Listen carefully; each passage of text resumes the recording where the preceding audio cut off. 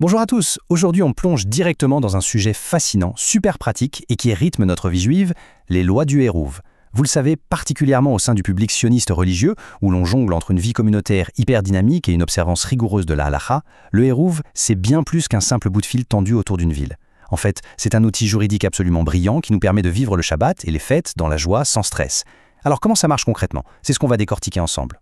Au programme de notre analyse, on va d'abord définir ce qu'est vraiment un Hérouv. Ensuite, on verra comment gérer la cuisine avec le Hérouv Tafshilin, comment porter des objets avec les Hatzerot et Reshuyot, et comment se déplacer avec le Théomin. Et promis, on finira par un tableau récapitulatif pour que tout soit parfaitement clair. Première étape. Qu'est-ce qu'un Hérouv au juste? Posons tout de suite les bases avant de rentrer dans la technique. Pour rendre tout ça super concret, imaginez la famille Cohen, une famille israélienne classique. Cette année, pas de chance au niveau du calendrier. Un jour de fête tombe un jeudi et un vendredi, juste avant Shabbat. Le casse-tête total. Il faut cuisiner à la dernière minute, gérer les enfants. Ils ont prévu d'inviter les voisins dans la cour commune de l'immeuble, de se balader en poussette et, comble du défi, d'aller à pied jusqu'au yishuv voisin pour un repas de fête. Franchement, d'un point de vue halakhique, comment on gère tout ça? Eh bien, la solution magique, c'est le Hérouv. Mais attention, mettons les choses au clair. Le Hérouv n'est pas une faille ou une triche. C'est une procédure légale très précise instituée par les rabbins eux-mêmes pour assouplir certains de leurs propres décrets. La ligne rouge, elle est claire et nette. On ne peut jamais, au grand jamais, utiliser un Hérouv pour contourner une loi qui vient directement de la Torah. C'est un mécanisme de flexibilité, oui, mais qui reste strictement dans le cadre rabbinique. Ce qui nous amène à la deuxième section, le Hérouv Taveshilin, ou l'art de cuisiner pour Shabbat quand Yom Tov tombe juste avant. Le premier mur auquel se heurte la famille Cohen, c'est le temps. La loi rabbinique interdit formellement de cuisiner pendant un jour de fête en prévision du Shabbat qui suit. Alors on mange froid? Pas du tout. L'astuce consiste à anticiper. L'idée, c'est de commencer symboliquement les préparatifs de Shabbat avant même que la fête ne commence. Pour ça, on a juste besoin d'un morceau de pain et d'un aliment déjà cuit, comme un œuf dur. La procédure est hyper simple.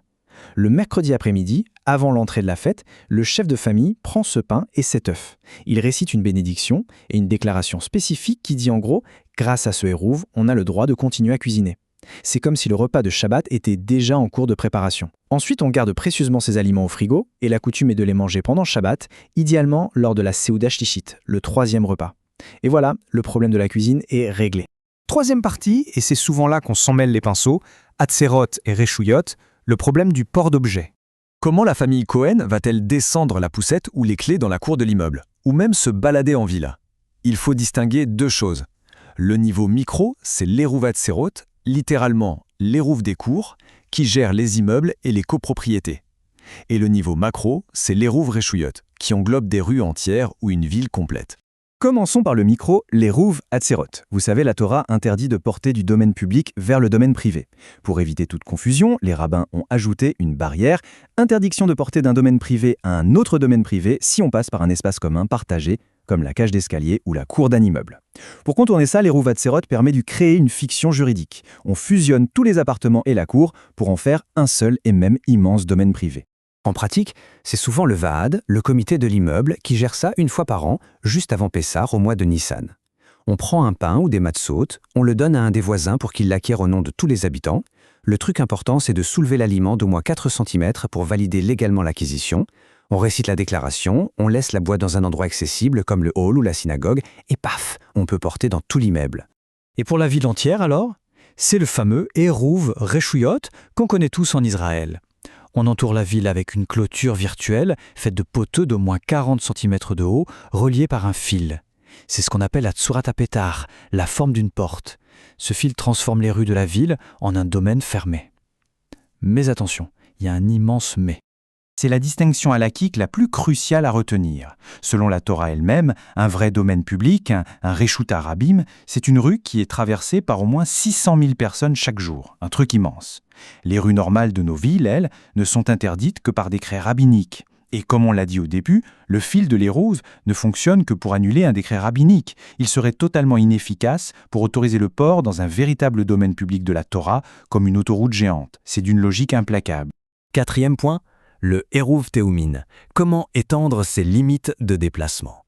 Reprenons nos Cohen. Ils veulent aller déjeuner dans le yishuv d'à côté. Sauf que l'exode est clair. Que personne ne sorte de l'endroit où il est au 7e jour. On ne fait pas de randonnée le Shabbat. Concrètement, la loi orale fixe la limite absolue à environ 20 km. Mais les rabbins, toujours pour protéger le Shabbat, ont réduit cette distance à seulement 2000 coudées, c'est-à-dire environ 1 km à l'extérieur des frontières de la ville. Et devinez quoi? Le Yishuv voisin est à 1,5 km. Que faire? C'est là qu'intervient l'astuce pour doubler cette distance et atteindre les 4000 coudées. La solution, c'est le Hérout Théoumine. Avant que la fête ou le Shabbat ne commence, un membre de la famille marche jusqu'à la fameuse limite des 2000 coudées. Arrivé là, il dépose un paquet contenant de quoi faire 2 repas et il déclare que cet endroit devient sa demeure principale pour le Shabbat. Légalement, le centre de son monde vient de se déplacer. À partir de ce nouveau point zéro, il a droit à 2000 coudées supplémentaires. Résultat, la famille peut tranquillement marcher jusqu'au Yishuv voisin pour son repas de fête. Allez, 5e et dernière étape, on récapitule tout ça. Regardez ce résumé, tout y est. Le tafshilin pour cuisiner en prévision de Shabbat, le hatserot pour unifier les appartements d'un immeuble, le reshuyot pour pouvoir porter sa poussette dans les rues, et le tehumin pour aller visiter des amis dans le yishuv d'à côté. Voyez le point commun? Ils opèrent absolument tous au niveau des décrets rabbiniques. C'est un système d'équilibre parfait entre rigueur et adaptation à la vie réelle. Au final, on se rend compte d'une chose magnifique. La halacha, elle n'est pas là pour nous emprisonner. Le génie des rabbins, c'est d'avoir créé des barrières pour protéger la sainteté du Shabbat, tout en instituant en même temps les clés, les rouvins, pour ouvrir ces barrières et permettre une vie de communauté riche, chaleureuse et connectée. La prochaine fois que vous croiserez ce fameux fil en vous baladant le Shabbat, demandez-vous quelle autre profondeur insoupçonnée se cache derrière les détails de notre halacha. Sur ce, je vous laisse y réfléchir et je vous dis à très bientôt.